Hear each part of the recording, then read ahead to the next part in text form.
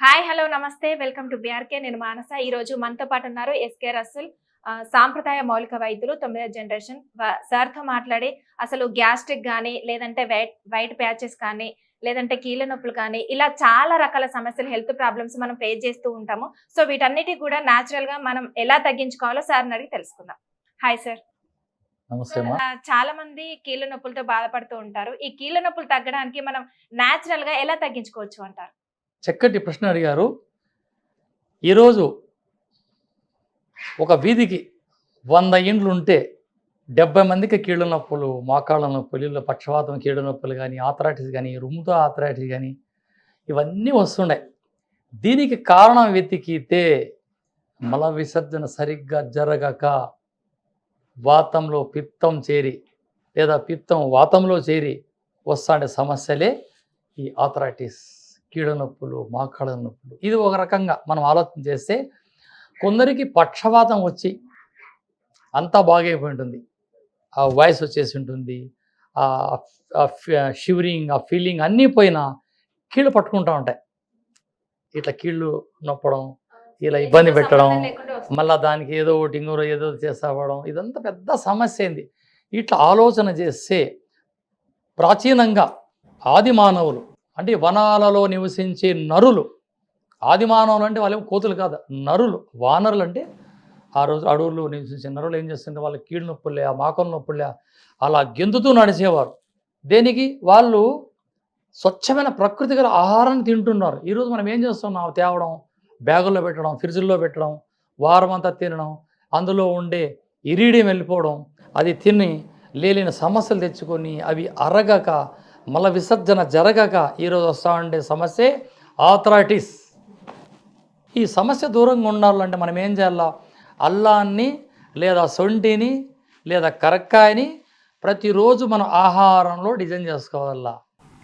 సొంటి కాఫీలో, టీలో తాగడమా, లేదా కరక్కాయ తిన్న తర్వాత 2 చిటికలు అలా నోట్లో వేసుకోవడమా, ఈ విధంగా చేస్తూ ఉంటే వచ్చే సమస్యను కూడా దూరం చేస్తుంది అల్లం కానీ కరక్కాయ కానీ. ఇక వచ్చేసింది, అప్పుడు మనం ఏం చేయాలా? పెద్దోళ్ళు అంటారు సర్వ రోగాలకి సారాయేముందని.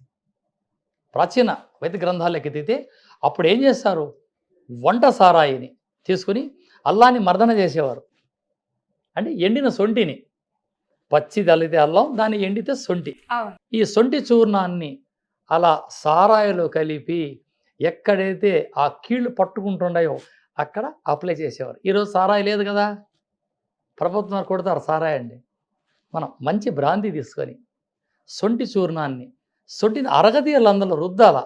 ఆ యొక్క గంధాన్ని ఎక్కడైతే మన కీళ్ళు పట్టుకుంటున్నాయో ఈ కీళ్ళకి, మోకాళ్ళకి, బాడీలో ఎక్కడెక్కడ పెయిన్ ఉంది, ఇంకా ఎక్కువ పెయిన్ ఉంటే ఆ యొక్క డ్రింక్లో ఈ సొంటి చూర్ణం శుభ్రంగా కలిపి అప్లై చేసి కాసేపు ఎండలో కూర్చోవాలి. కూర్చుంటే ఒక్కసారిగా ఈ సారాయిలో ఉండే ధాతువులు ఈ అల్లంలో ఉండే ఒక రసాయనాన్ని ఈ బాడీలో తీసుకెళ్ళి ఆ కీళ్ళకు సహాయపడతాయి. అంటే ఇది ఎవరైనా వాడచ్చు. దీంట్లో కులం, మతం, ముసలోడు, పిల్లోడు సంబంధమే లేదు. రోగం ధనికులకు పేదవాడికి సమానంగా వచ్చేది రోగం. కాబట్టి ఇక రోగాల గురించి మనం మాట్లాడితే ఎవరైనా దీన్ని మనం ఆచరణలో తీసుకోవచ్చు, ఎటువంటి సైడ్ ఎఫెక్ట్ లేదు. రెండవది, ఇది అప్లై మాత్రమే, ఇంటర్నల్గా కాదు. ఓకే. అంటే ఇది ఒకసారి వాడిన తర్వాత మళ్ళీ వచ్చే అవకాశం ఉందంటారా? ఉంటుంది. మనం 3 నెలలకు ఒకసారి ట్యాంక్ కడుగుతూ ఉండాలి కదా. ప్రతి 3 నెలలకు ఒకసారి ఈ పొట్ట శుభ్రం చేస్తూ ఉంటే ఈ సొంటి సారే వాడే అవసరం కానీ ఉండదు. ఓకే. నేను ప్రతి ఎపిసోడ్లో చెప్పేది ఒక్కటే, నా బుడ్డమ్మలకి, నా పెద్దలకి, పొట్ట శుభ్రం చేసుకోండి ప్రతి 3 నెలలకు ఒకసారి. మల విసర్జన కోసం కరకాయ చూర్ణాన్ని, సునామికి చూర్ణాన్ని, లేదా నేల తంగిడి చూర్ణాన్ని, లేదా వంట ఆముదాన్ని అలవాటు చేయండి ప్రతి 3 నెలలకు ఒకసారి. ఈ ఆథరైటిస్ సమస్య ఏమి, వాతము, పిత్తము, కఫం, 3టికి ఈ యొక్క చెప్పిన రెమెడీ సుదర్శన చక్రంలో పనిచేస్తుంది. ఓకే. ఇదే కాకుండా ఇంకేమైనా రెమెడీ ఉందా సార్? చాలా ఉన్నాయి. వాతాన్ని తగ్గించుకోవడానికి అద్భుతమైన చిట్కాలు చాలా ఉన్నాయి. రోజు రాత్రుల్లో అల్లము కషాయంలో, అంటే సొంటి కషాయంలో 2 చుక్కలు, 1 కప్పు వేడి నీళ్ళలో 1/2 స్పూన్ సొంటి చూర్ణం, 2 డ్రాప్స్ ఇట్లా పిల్లర్ తీసే 2 చుక్కల మాత్రమే ఆముదం కలిపి సేవిస్తూ ఉంటే ఆతరాడే సిస్టమ్ అంతా డ్యామేజ్ కూడా నార్మల్గా వచ్చేస్తుంది.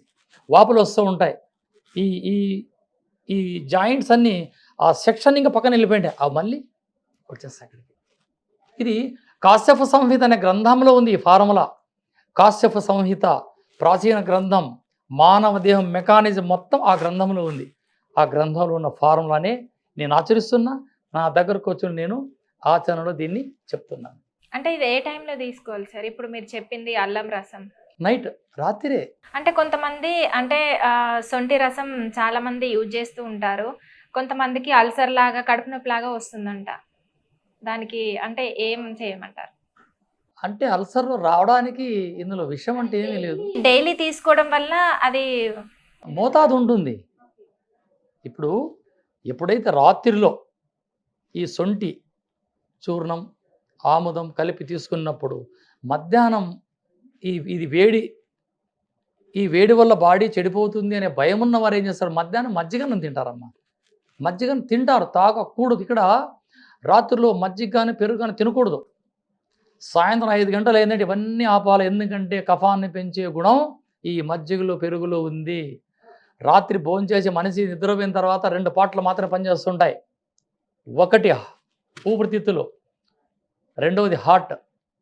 ఇవి రెండే పనిచేస్తూ ఉంటాయి. ఇవన్నీ నార్మల్ స్టేజ్లో ఉంటాయి.